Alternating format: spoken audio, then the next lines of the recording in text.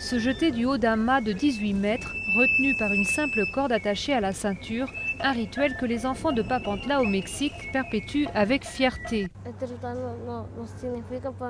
Notre but est de préserver la culture tononac. En nous jetant dans le vide, nous imitons les oiseaux. Quand le musicien arrête de jouer, nous demandons à la terre-mère qu'elle nous donne le fruit de sa récolte.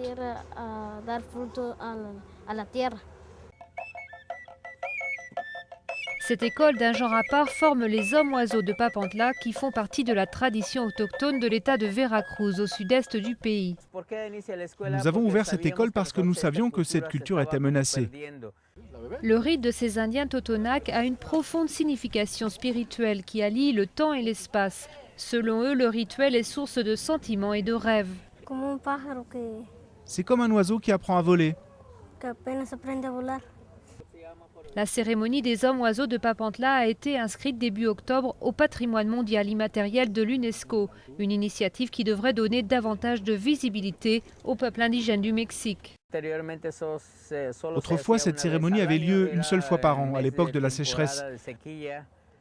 Nos ancêtres croyaient qu'il fallait l'intervention d'un dieu et que la danse pouvait empêcher l'aridité.